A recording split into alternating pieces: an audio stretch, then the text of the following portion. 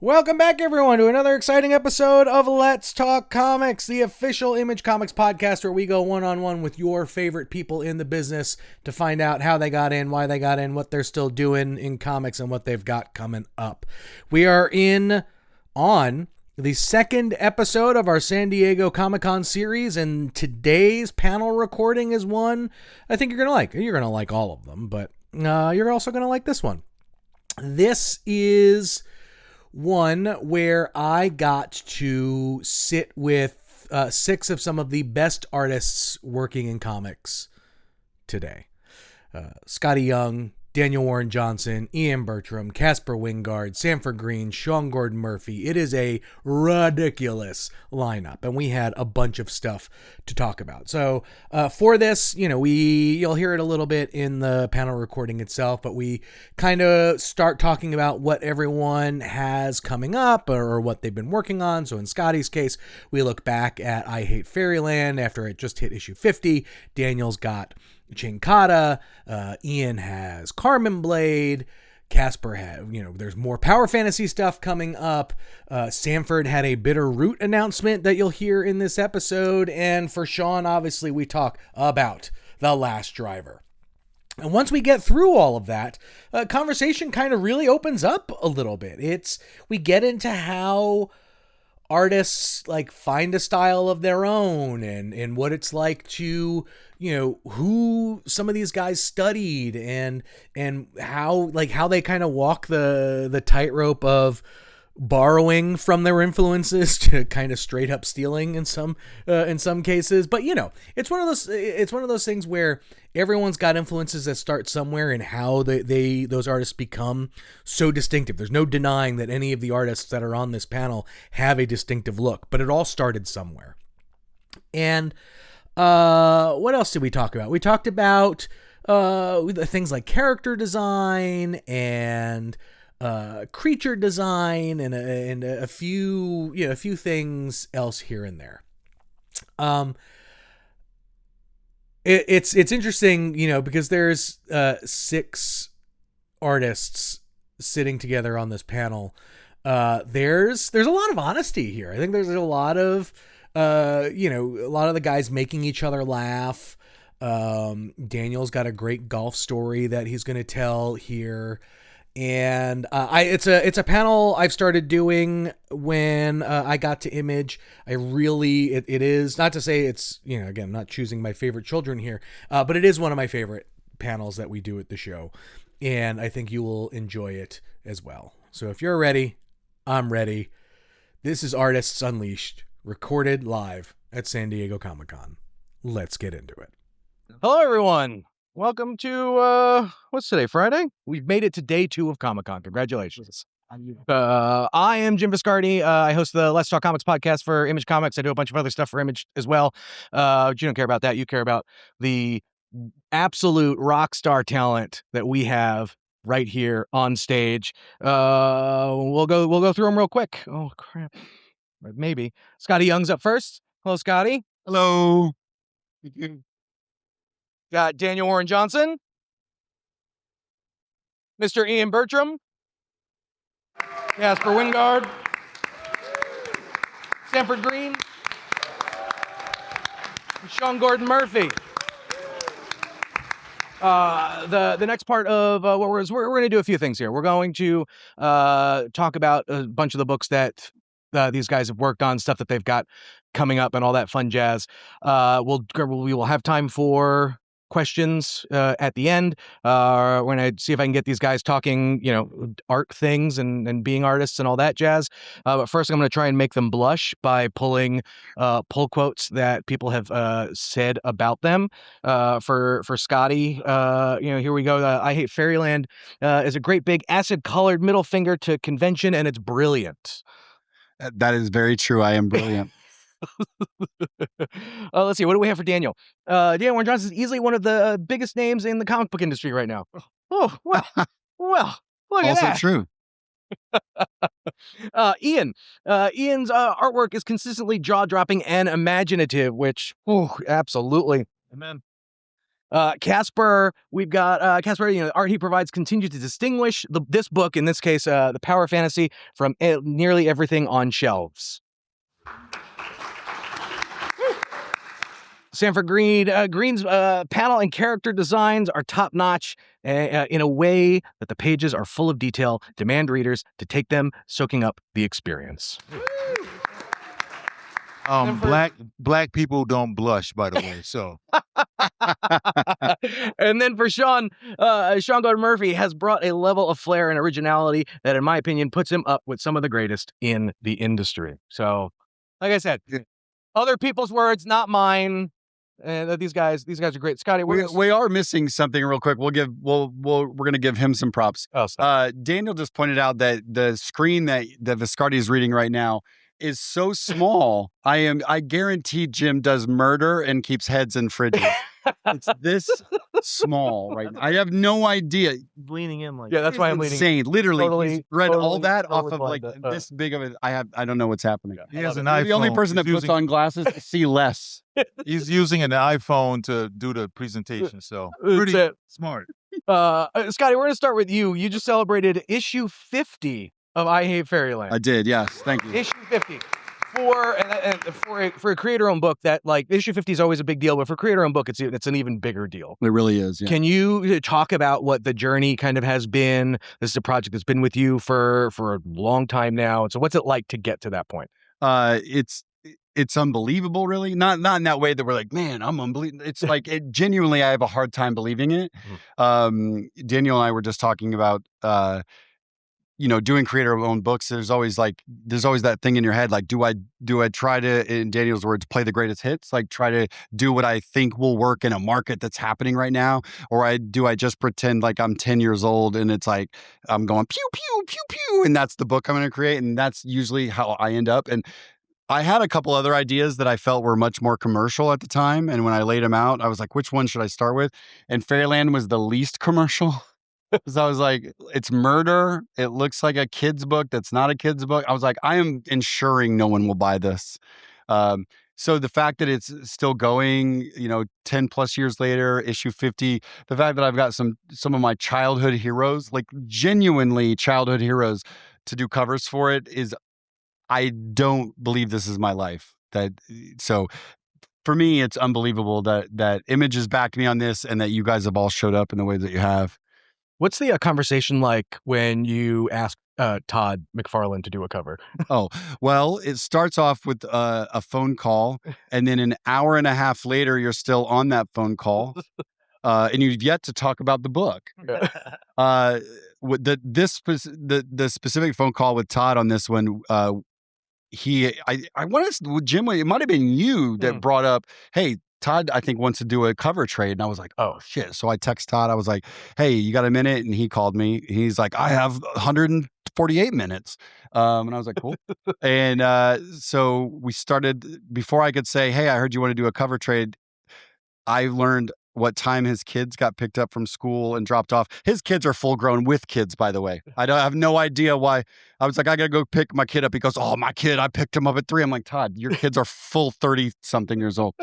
But it was really just, for me, like, I used to draw Spawn chains on the grip tape of my skateboard. That's how old school Spawn fan I was. So the fact that I was talking to him about, and he wanted me to do, I asked him to do a cover. He asked me to do 3. That's unfair, but I did it. Right? Because I am a big Spawn nerd. So it really was just me trying not to guffaw at the fact that he was willing to do it. Yeah. And then he turned it in, and it's hilarious. Yeah. And so it was a dream come true, like a childhood dream come true.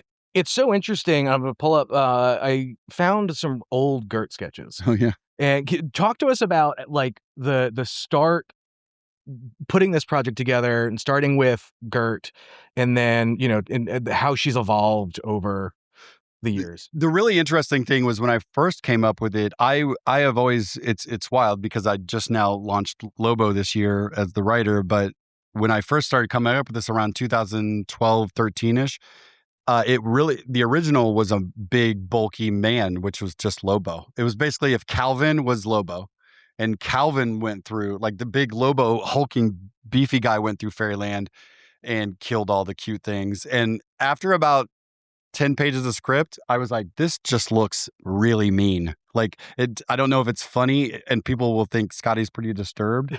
So that's when I started like, maybe I'll make it a little girl. And then it was just literally filling up pages like this of till I get it. You could start to see her come together a little bit there, but I didn't have, I had a bunny rabbit instead of Larry the fly. But then I was like, I gotta draw that. This is the stuff that's not sexy. You're like, I don't want to really draw that little character walking all the time because there's a real scale problem. So you have to keep the camera back at a certain point at all times to show them both. So I was like, I got to get this character up off the ground. And I was like, oh, a fly. I'll just have it flying. That way I can put it wherever the fuck I want. I'm sorry if there's kids in it. It's a book called I Hate Fairyland where she murders all the time. I feel like everybody's get on. But yeah, so it was just about that. Like it was constantly trying to find that middle ground. It would end up being probably about 200 sketchbook pages of almost the same drawing until I'm like, I think the publishing date's here and I just got to pick one. Right. So that's really the process is, it's time to go. Let's go. Nice. All right, Daniel, let's talk CHAINKATA. Oh. Ooh. Ooh. If you know, you know. If you know, you know. This is a project that you first told me about what feels like a while. So, like, this is one you've been sitting with. I'm like the prophet Isaiah. I've been talking about this since the Stone Ages. It's true. It's true. What? Give us the pitch, and then we'll get into it. It's chicks with chainsaws in space. I'll see you in November. That's it. Love it. For you, what about this outside of, the pitch, gets you up and excited for this? Well, we're trying a new thing.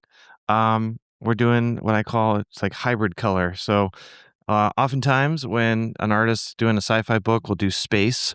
It'll be like, a lot of ink and black. And then they'll take a toothbrush and dip it in whiteout and flick it, and then you have space. And it looks really good, but it's being done a lot now. And I was like, I wonder if there's an intentional way that I can bring a new visual flair to like sci-fi space comics. And so that background that you see in the back, that's actually on the original art board. I take this stuff called, this is inside baseball, but graphite paper, which is made out of rock, and I actually glue it onto the Bristol board so I can like mix the colors the way I want to. And maybe it only matters to me, but I do think it looks very different. And then all of the interiors are black and white with these splatterings of color. And then when those are only for the single issues, and then when the book comes out in trade paperback, it'll be fully colored by my rock star, Mike Spicer. So we've got the covers. We've got some of the covers that for the first issue here, which are pretty awesome. That second one is a straight up rip from Conan the Barbarian. Except it's the man who is like sexy with a loincloth and chains. And then I pulled this page only because how could I not? Oh yeah, so some spot color, Just look at that. Heck yeah. I think a lot of folks, for your work in particular, just love the explosive action and stuff that they get to see. But I think anyone who has also seen and read The Moon Is Following Us, the last book you did with Riley, knows that like there are some big, deep, character moments and a lot of motion. How are you planning on trying to balancing that here? Well, I watched my wife go through childbirth, and that was some dark shit. Opened my eyes up in new ways, and so I knew that. I didn't know at the moment, but closed in the new ways too. I had to find a way to celebrate my family in a way that talking about new life and old life and seeing my parents get older, and I started this story in 2017. And it was just a lady with a space gun in space. She did not have a name, just a drawing in my sketchbook. And it eventually evolved as I had kids in 2018 and just experienced more of life. And all of a sudden I found myself wanting to make the story just about, ladies with chainsaws. But there's a hook here. Okay. And I'll give you a little non-spoilery thing about the story is that, sci-fi chainsaws is not exactly original. Let's be real. but the only people that are allowed to use chainsaws in this book are women. If a man touches a chainsaw, the ghost of all the women that used it in the past come out and they cut the man down for daring to touch it. So it's like really, really dumb, like man feminism, but it's better than nothing. So there you go. All right, Ian, we're gonna come to you for a little bit just to talk about the KARMAN BLADE. You and Darcy getting the band back together again and doing awesome stuff. Let's tell us what this one's about. So I don't have an elevator pitch at all for this. I've been thinking about it, and I still got nothing. But I mean, basic story is, sort of like a hero's journey. We have this character who needs to confront his past by, sort of like being thrust into a new adventure. There's a lot of like very strange, maybe like time travel elements. There's like a rampaging god. There's a city that's collected, all of the water. So it's a lot, it's a lot of different elements. I mean, I feel like Darcy would speak to the story better, honestly. But I mean, visually, I think that it's been just like incredibly fun and weird and new for me in a lot of ways. I've been doing a lot of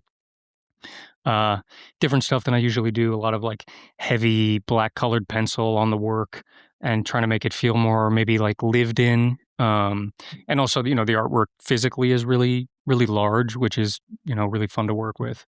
There's obviously a giant wolf, which, I mean, who doesn't love a gigantic wolf? And and we've got this piece as well, which is just so this is interesting. So this is basically a painting. It's like a big painting. I think it's probably 30 by 40 inches, and I've been working on this thing for it's probably about a decade old, and I just go back into it every once in a while and do new stuff with it. And it's sort of like just if I'm feeling overwhelmed or whatever, it's just like a nice place to go in and just mess around in something that isn't specifically comics.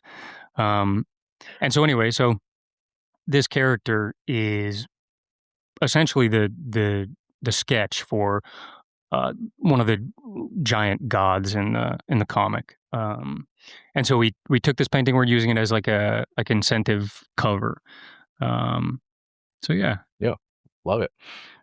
Caspar, we're gonna come to you. You're just coming off a 16-issue run on the Power Fantasy, and yeah, we've got but for you, I think one of the things that I love about this book that I want to ask you about is you use color in a way, kind of throughout all your work, in a really, really brilliant way. I'd love to get you to talk a little bit about the journey that you've gone through, on the Power Fantasy, because it's a, good long run, and then also, talk through some of the stuff that you've done. Sure. So when Kieran approached me about doing this book, he told me that it was going to be a Cold War superhero book that jumped between various time periods and characters, and the 6 characters have unique abilities, so it was really important for me to want to be able to illustrate them differently whenever we spent time with them. So for example, the scene that you see here on the end is set in the 1940s, so I wanted to emulate a style that was replicant of that, like emulate that kind of feel when we're back there. And then on the first page, we have Eliza, who is in what's left of Europe, which is now hell. And for those images, I wanted to do something a bit more gothic with like cross-hatching and like minimalist colors for her periods. And then when we meet other characters like Valentina, who is, almost our protagonist of the piece, she has like more colorful and more rendered style with her artwork. And there's a scene from issue 17, which is coming out later this year, where we're catching up with her, and she likes to dance, obviously. So she's dancing through the recap of the story so far up until the point that we meet her. And then for characters like Jackie Majors here, where we visit him in his story, it's set in like 1960s Brixton. So for his pages, I wanted to do like a newspaper fanzine style art for those specific eras. So that's what I went with his character, for instance. But it's also just a way to keep myself like sane when I do these books, because if I'm going to be doing like a long, as I color it as well, Just trying not to like get bored of the artwork while I'm drawing it. Like it doesn't usually happen, but I think if I'm mixing up the styles enough and keeping myself entertained and like challenging myself on the page, like it just makes things more exciting when I'm doing it. And and also I get that gratification of like trying a new style, and then when you land it, it's like, you know, you don't really get that feeling anywhere else. So it's like it's just fun to do. Love it. Sanford, we're making a little bit of an announcement today for you. Yeah, but before we do that, it's a little sneak peek. You didn't see that. You didn't see it. I'm gonna do the Will Smith alien, zap you guys, and I'm gonna forget. Neuralized everybody. It's funny because everyone has these incredible displays of their concepts and their, thought processes and scripts and all this cool stuff for the presentation. I was told to send one image. Well, and I sent you two. You did? That wasn't even really finished, right? So I feel like that kid that comes into class the day of the assignment, and I got half of the work done because I see everyone else's presentations and stuff. But Sanford, whatever he showed when he asked me the question, what was my? I had to go on Skottie's Instagram to pull up. Yeah, he said, "Hey, can you send me anything?" And I just said no. I had to go. I went to Instagram. So he said, "Hey, send me, the one image," and I said, "Okay." And so I guess let me do this. I'm gonna put you guys on IG. Give him your number. Say it again. Give him your phone number. He's gonna text you. You can text 555. So I want you guys to. We need you to react to this. You've never seen this before. When you see it in its full glory and you have time, you're gonna go, you're gonna be so overcome with emotion. Ready? All right, guys. You want to see something? You guys want to see something cool? Here we go. In 3, 2, 1. Boom! All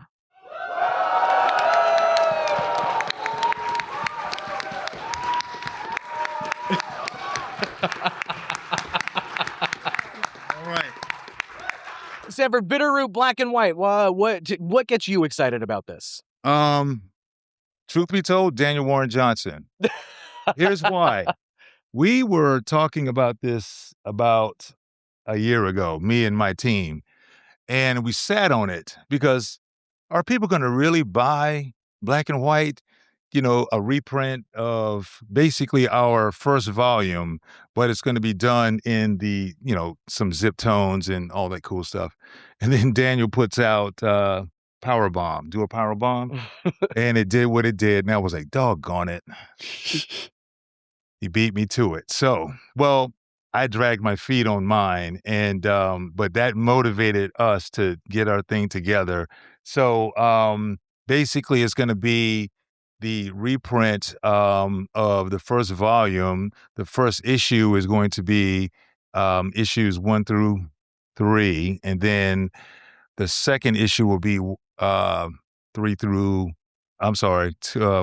5 with a brand new short story at the end of that would lead into some other stuff. So when you mentioned you're adding, some zip tone and stuff like that. So as you go and revisit that stuff, because like for you now, this first volume of Bitterroot was a little bit ago. What's that process like? Like, do you catch things, for yourself, or like, what do you get to do when you get to kind of add to something you've done already? Wow. That is, for the most part, I felt like we did everything we wanted to do in that first story arc, the 15, 16 issues that we did. It's the next arc that's the one that I'm like, okay, how can we capture what we did in that first arc? Our second arc is basically, it fast forwards to the next generation of the Sangrier family in the early 1960s. And of course, if you know the premise of the story, these guys are basically fighting monsters based off of hate. 1960s had a few things that kind of, highlighted that premise. So we're on the first volume of that right now. That's currently out, and we're slowly working on the next volume. We're all just super busy trying to, make the donuts elsewhere. You got to do one for yourself and then one for the man. I'm doing one for the man right now. That'll be announced tomorrow. So there we go. You know, nice. Sean, Last Driver. Hello. This is a fun one. I should have done what he did, but have everyone just start booing. And then create a mob online to be like, what's wrong with these people? They don't like cars? No, I didn't think of it until just now. So there you go. Tell us a little bit about this one. Hey, get your phone. Love it. Get your phone, man. Get your phone and get those guys to. All right, let's do it. Or we're going to give a big, genuine boo. Build it and they will come. Boo. Wait. Everyone calm down. Have a phone. Make sure I get it on video. I'm a boomer at heart. All right, everybody. I'm really excited for you all to see The Last Driver. What do you think about that? All right. Thank you very much. Call that count. Don't start clapping. No. Keep it negative. Stay in character. Stay in character, people. It's funny. I was trying to get a pull quote or testimonial for the front. And Fiona Staples is a friend of mine. She's sweet and positive, and the fact that she and I are friends kind of throws people off because we seem like unlikely animal friends. We're like, she's the tiger and I'm, the wombat or whatever.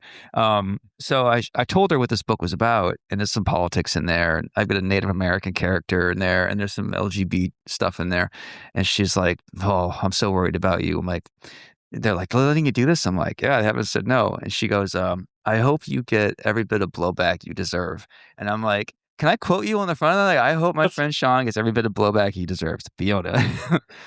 And I sent it to Image to see what they thought, and they never got back to me. So taking that as a no.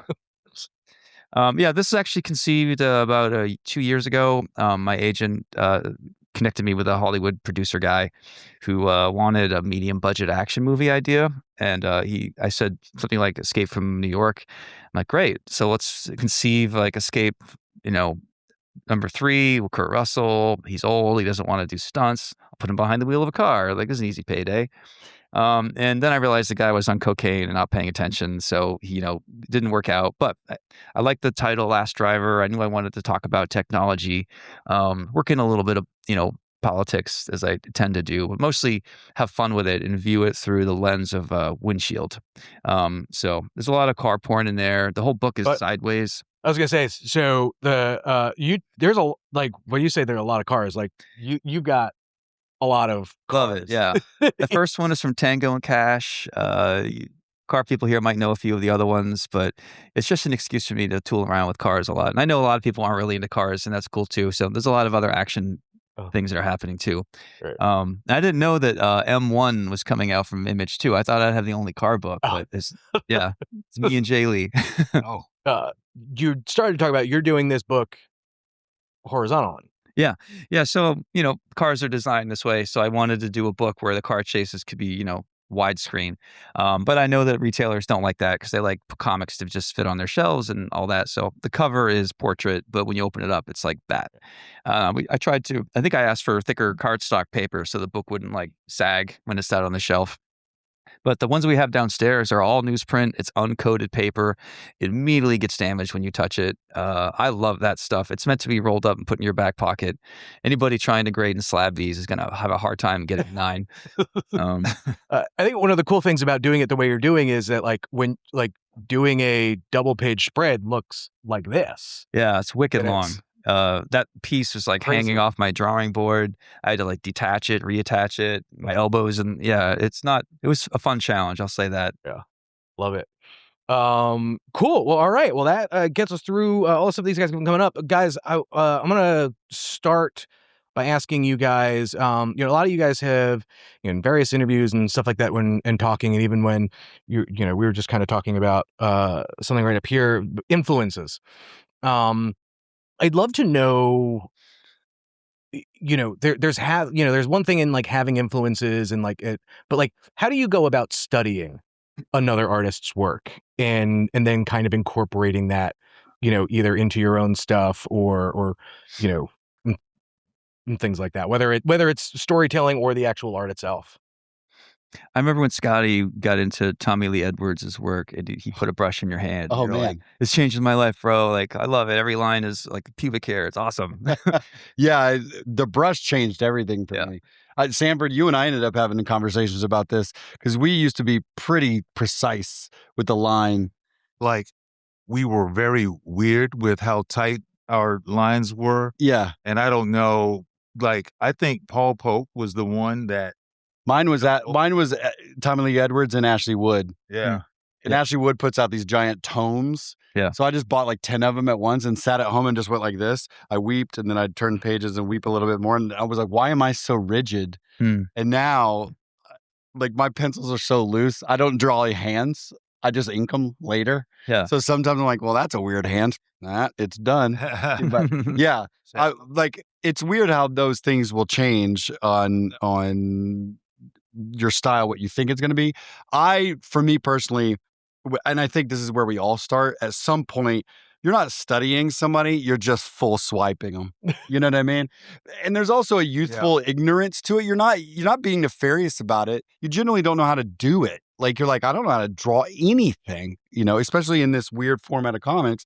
So there's a weird thing that's like, well, I'm going to take that eye or that hand. No one will notice. I mean, nobody collects Chris Pacello comic books. They clearly won't know that I stole every drawing from him.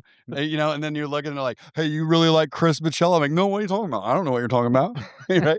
I will say this, the internet definitely made you step your game up. Right. They would call out a hand. Oh, that eye looks just like, Bernie Wrightson's eye. I'm like, what in the world? What earth do you live on? Yeah. Where you can pick that out of I think that's all art, right? Is like, at some point, I mean, let's take music, for example. Style comes from, somebody said this. This is not my quote. Somebody said it before, but style is like just a collection of the mistakes we make while we're trying to be other people. Right? Like, a guitar player is just playing a song that already exists, but the way that they fuck it up is their style, right? And I've realized, that's kind of mine. Like, while I'm trying to copy that eye, I did a shitty job at it, but now it's my funky eye. And then eventually that weeds itself out, like looking for gold and sifting the sand out, Yeah, I think another thing where when it comes to style, I think when you start to realize these are your like go-to strokes and mark making is when you do sketching freehand. You're at a convention. I know when I was starting out, we all were starting out, you're at that table, hey, draw me Spider-Man. You don't really sit in your studio. You have your reference, you have your, whatever influences, but right there is you in that person, that fan or whatever, and you're doing this thing on the spot. And so you have to just pull from muscle memory, and whatever that is at the time, that's what you got. And a lot of times you try to find that one thing that you feel good about, you feel comfortable with, and you keep hitting that note over and over and over until you realize, that note is terrible. But it's part of your, it's part of that style as you grow and develop. Love that. Guys, if you want, if you guys have questions and would like to start lining up, by all means, go ahead. There's a mic right there in the middle. Otherwise, I've got a few more questions for these guys here. Ian, I'd love to toss a question your way. Your, the stuff that you do is so gorgeously detailed, and so I think readers can spend a lot of time just, really like looking at it and kind of taking it all in. For you, when you're doing that and trying to balance, some of the storytelling aspects of that, how do you, like, how much is too much and how much is, not, how much is not enough when you're approaching, trying to tell a story in, 22, 32 pages? Yeah, I mean, that's a great question. It's probably, I mean, a lot of it is, if I'm honest with myself, like ego, where it's like, I want to fill the page. I want people to know that I spent time on it, and like, so when someone sees it and they think it's like maybe worthy of their time because I think it's worthy of mine, which is only so useful, I mean, I think storytelling wise, I tend to saturate everything a little too much. And I'm going to try to, I think with the next project, and I think I did it a little bit with this one, KARMAN BLADE, just let things breathe a little bit more because I think it's better for, just reading the story, because otherwise you're just underwater the entire time, which I like. When I read comics, I mean, that's my favorite artists are absolute freaks. And that's the stuff I like, but I also think that it's just, I don't know, it's an obsession. So it's hard to turn it off. It's hard to view it through maybe more practical lenses sometimes. Yeah, I hope that's that works. Okay, yeah. No, I've got another one that and then we'll jump to the audience questions more for. I mean, I think probably almost everyone here. But Caspar, I want to start with you. All of you guys have in your stuff have drawn creatures, and I don't just mean by like animals and things like that, but like straight up, just like it's pure out of the imagination, monsters or whatever, things out of the ordinary. Where does that kind of come from in that, to make the effort to try and make this stuff look unique, but also, do the job of the story, but, just make cool shit? Probably a really unhealthy obsession with anime in the 80s and the 90s. Yeah, I watched a lot of stuff that teenagers probably shouldn't have watched on VHS. But yeah, a lot of the creature designs are mostly kind of the things I enjoyed watching back then. So they're usually kind of grotesque, and they have funny masks and multiple limbs. But yeah, usually when I create creatures for books, it's just I tend to do them on the page, because I like to work them into the background and the setting a lot of the time. Like I'm not very good at like pre-designing things before I go into a book. Even with the power fantasy, when I made the kaiju at the end of the book, issue 16, it was more like building it into the scene as I was doing it, and like what looked the worst. Like I didn't want it to look like Godzilla, for instance. I wanted it to look like something you just couldn't like comprehend if you'd seen it in real life. Like you were like, oh damn it, this is gross. Yeah. And along those lines, so like, and it kept changing all the time, like from panel to panel, like it just kept like evolving, also like kind of a little bit like Shin Godzilla, I suppose, in a way. And I really love that stuff, like where it just keeps you unnerved, and like there's like a human face on the top of it, which is just even gross. Like there's that scene in Invasion of the Body Snatchers with the dog with the human face, and it's like really creepy. So, like, it's just stuff like that. I love that. Anyone else on the creature designs? No, we're good. I just got an idea for a creature design right now, and I'm trying to figure it out. All right, we'll jump to some questions. What you got? Step on up. Hi, I would just like to say I'm like a really big fan, and I'm so inspired by like everything you guys do. I had a question for Daniel. I know that it's like reportedly that Energon Universe animated show is in the production, and you did the first 24 issues on the Transformers, and I was wondering if you're going to be involved in the production of the show. Nobody's emailed me. Oh. That's okay, whatever. But you guys can boo again. You can start booing. Boo. Okay, thank you. Sorry, that's like a lame answer, but it is the truth. Yeah. What you got? Hi. My question kind of jumps off of your creature design question. I was really interested in how all of you approach character design, like thinking about the story you want to tell and how you make a character that fits that story. I feel like for me, the character, the story's already there. The character's more about like what they're going to say, what they're going to do. For me, the visual, this probably sounds weird, but it used to be about the silhouette, right? Like for animation and things like that. And you want it recognizable. But, being part of comic book conventions for 25 years now, one of my things that I think about when designing a character is it how cool of a cosplay will this be? Like, like legitimate. But here's why. I'm not just going, it's not an ego thing where I want you guys to dress up as it. Like we've got a Gert here, right? What I think about is how hard would this be to make? If it's too hard, I've designed it too much. Like I've over designed. I almost feel like if you can go and spend a little time and put this together and it looks accurate, it's kind of it. There's a cool silhouette. There's a cool item. There's some cool colors or whatever. You can kind of break it down that way, because if it becomes too difficult to make, then it was probably too difficult for me to draw 4,000 times. And so I think those two things go together a little bit in my head. Yeah. I think a character design has like 2 or 3 things, like the Hulk, big green. It's 2, right? Hellboy, big red, kind of goggly circles on his head jacket.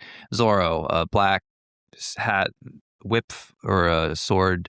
That's if it goes beyond that, like when they are over designing Star Trek costumes, you have to zoom in to see this, like the symbols on the felt. Like you've lost the audience. You don't have to go that nuts. It should be simple and burn into your brain pretty quickly. Like we all saw the Incredible Hulk once, and we probably never forgot that shape. It's such a good design, you know. Whereas you look at a lot of characters from like modern video games, they're very samey. There's so much going on. It doesn't really get through like a nice clean design, you know. Have you ever heard the rule about going out at night? Like you put your outfit on and then you're supposed to go look in the mirror and then take 3 things off? No. Kind of the same thing with character design. What if you only I've wearing never heard 3 of that. things? Well, then you're going to be butt ass naked and it's going to be a wild night. And everybody will remember you. You tread lightly that night. Or heavy. I don't know. Yeah. You know what I mean? Oh, wow. Whoop, whoop. I also really quickly want to add character design. As much as I wish I had more time to design every single character in my story, it just can't happen. Yeah. So, I have maybe 1 or 2 or 3 main characters like really fleshed out. But then for the rest of the character design, it's kind of like these faceless characters sometimes. So I do my best to try and design characters that will fit the role that they play in the story. And so if you have a character that's like evil, it just kind of helps. It's like one more adjective to help you get right to the point and help you with storytelling. So my with Bitterroot, it was actually kind of what do you want to call it? Serendipitous, because it takes place during the Harlem Renaissance. I just took all the fashion from that time and put steampunk elements around it because it's so easy to marry those two aesthetics, and came up with some stuff similar to what Skottie's talking about. It's like that is a costume that someone or a design that someone would put on, because there's this thing called dandyism right now that's really popular. And that's where, I'm like, hey, I think I came up with that whole look, with Bitterroot, but, wearing that style, that aesthetic with a little steampunk elements to it. It was pretty easy to put those together. Thank you. awesome. Thank you. You got a lot out of us, that's for sure. We don't. Boo. All right. How's it going? My name's Pate. I'll let you guys kind of decide. Pick a number between 1 and 3. Between 1 and 1? We're getting money for this? What's 1 through going on? 3. 1 through 3. 3. 3? Okay. That's a good one. All right. So I'm a DJ and a musician, and I'm sure there's a lot of other artists here as well as you guys. And I want to ask you guys, with the rise of AI, how are you all taking your personal processes and initiatives to protect the culture and tradition of creating art? Because I know everyone that's here, for example, we all are here because we love it. There's people outside of here that don't really care and don't understand what it takes to create something like this. And because of that, there's always going to be a disconnect. So I guess I want to ask you guys, like, what do you guys feel like you guys are doing on your end or want to do in order to combat that? You guys are the front line. I think that this particular crew that's up here right now, I think everybody here is so tactile about drawing things on paper and getting our hands dirty with ink and paint and everything that I think we're never going to stop drawing on paper. I mean, that's the the sword we have. Yeah, we sell original art too that pays for bills. If no one's digital here? No? Not really. Some? No. Oh, not really. Yeah, I mean, good AI and bad AI. If good AI can fix cancer, we all want that. If it tracks our kids in school, we don't want that. If it ruins art careers, that's bad. Our hope is that it's just going to be so bad and janky and no one will want it. Or if we start labeling it so people can see how much percentage of this movie is AI, we can opt out as customers to be like, I'd rather support a human. Hopefully we'll get there. I don't know why we're not labeling it now. Right. I'll give you some hope. I am also a professor, and that generation hates all of it. They're going to be the ones that's on the front lines. We're the guys. We're here. We're at the other end of the spectrum. We're on the other end. We're done. God, we dodged that one, maybe. But they are definitely advocates for the traditional art form. And I think, truth be told, they run social media. They're out there even now. I mean, you got these corporate overlords, but those guys are the ones that are really on the ground, and they're doing it. They're fighting against it. And I think that's going to be the real, final decision is what you guys do, what your position is when it's all said and done. Awesome. Thank you, man. Thank you guys. Appreciate it. Thank you. What's your DJ name? So That was question one. that was question one. Anyway, I'm not gonna give the whole elevator pitch. I'll make it really quick. My name is Pate. My DJ name is Pate. So Pate. Okay. Whatever. I DJ EDM, and eventually the goal is to make a comic universe relating to the two. You ever been to DreamCon? No, but my uncle did go 2 weeks ago. Okay. Yeah, he went 2 weeks ago. He's did like a panel, I think, or something. Okay. Super cool. But he didn't invite me, so. Yeah. Well, good luck, man. Good luck. Appreciate it. Thank you, guys. Hey, what's up? What's going on? I was thinking about how a lot of people like just want to figure out how to become artists and like what's the dedication around that and learning the foundations. And when I think of all of y'all, I feel like everyone can recognize Bertram or Greene or Daniel Warren Johnson art just by looking at it without seeing the name on it. And that goes for all of you. And with that, I wanted to ask about for each of you, do you feel like your style plans on changing in, say, even 5 years or 10 years? Like, what is it that you're still aiming for to improve on, if you are? And do you feel like you're intending to just you've defined your form, your art style, and you want to stay with it, or do you believe that you'll want to change it at some point? That is one of the best questions I've ever gotten at a panel. Way to go. Next question. I'll answer.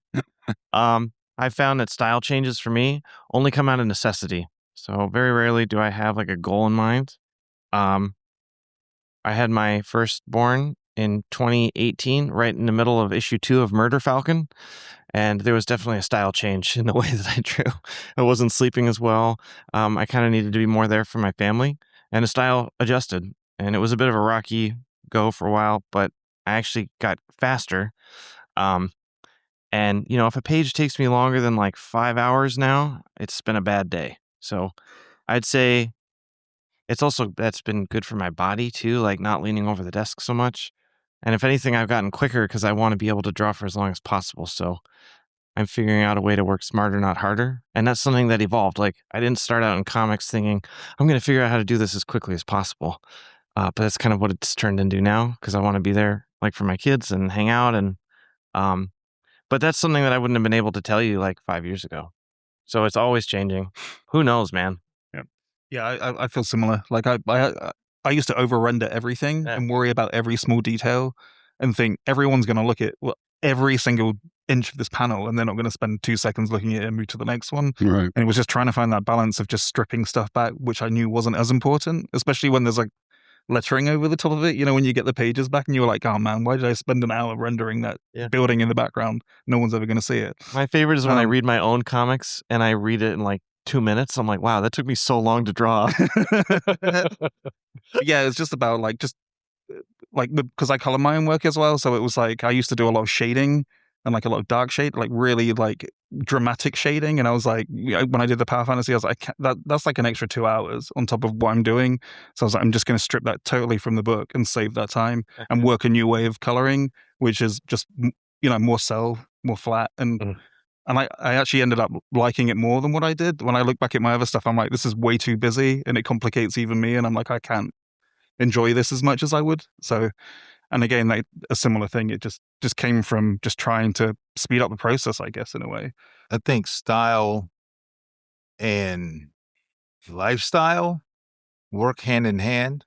Like if you're single, no dependents whatsoever. I mean, you're going to have a different approach to how you do your work versus someone who has a different, like myself, kids that's still in my house that won't leave. You know, and you're still trying to, you know, balance this other part of your life. So you're looking at, you know, line economy at this point. You're trying to make sure that this is going to be efficient. It's going to work for what I'm doing so that I can have this other thing, you know, balanced out as well. So. Yeah, I'm doing the exact opposite of all that. I am spending more time than I've ever spent on every single panel and page. And there's no economy of line. There's nothing going on with that. I mean, at some point, I'm sure I will, but it's always great, right? You have so many different styles, so many, you know, different ways to approach it. But I think Sanford hit the nail on the head where it's like, it is about what your actual, I mean, we're all saying the same thing. It's about what your life is like. And I currently have the time to be able to do that. So, yeah. Dan, actually, I wanted to follow up on you. You picked up a hobby recently over the last couple of years in golf.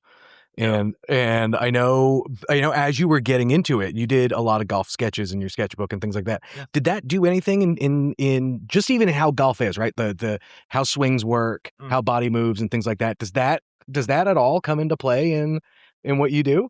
Yeah, I have to draw faster because I'm golfing all the time. Can I tell a really quick golf story?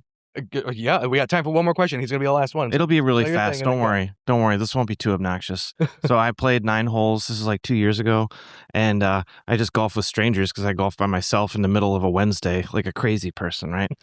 And I'm topping the ball. I'm blazing it like 20 feet past the hole. It's golf lingo. I was sending it into people's yards. It was really bad. It was very embarrassing. It's like make your palms sweat embarrassing in front of strangers. And I won't lie to you. It was so bad. I just needed to tell these strangers about myself just a little. You know who I am? No, hold on. We're on the 9th tee box, so the last hole, and I turn to my playing partners and I say, I just need you to know I'm one of the best comic book artists in the entire world. And I sent my ball directly into traffic. That guy's like, they still make those? Yeah. Awesome, or the classic reply, any money in that? Are you a barista? Yeah. Next question. All right, brother. Thank you all so much for being here. I love your books. You, a bunch of you have mentioned how much work it goes into designing characters and finalizing the look. Does the same amount of work go into naming characters? Man, ooh, that's a good one. Naming is either insanely easy because it's on the fly and you have to have it done. So you're like, their name is Chad. Like, yeah, but it's a sci-fi guy. His name is still, okay, it's Trent or whatever, right? Sorry if there's Chads or Trents. But on the other, I have lists sometimes for my main character. I think Gert had 47 names that were ridiculous, but it was just sometimes I just list, or I'll meet somebody out in the public and I have a note in my phone that if somebody has a weird, interesting name, I just add it to the future names to get sued for list. Yeah, the Sangrier family. Say that with me, Sangrier. See how hard that is? That we did that on purpose because we wanted people to slow down and really pay attention to what does that mean? That last name is so distinct. It's so different. It's out of, it's not, Williams or Jackson or whatever, those common names. We wanted something that would make people, have conversations. How is it pronounced? Is it pronounced Sangrier, Sangrier? And people still don't know. we kind of, we just roll with the punches with it. We're like, yeah, that's Sangrier. That sounds good. But it was an old Creole name that David Walker, co-creator, his grandfather, I think, had a cousin. It's one of those things, right? And so that was kind of cool, though. It made you go down his lineage. And I'm like, this is what this book is really about. The core essential is about the lineage, this family. So, we just made it super complicated for people. So. Love it. All right, guys, ladies and gentlemen, let's give a big hand.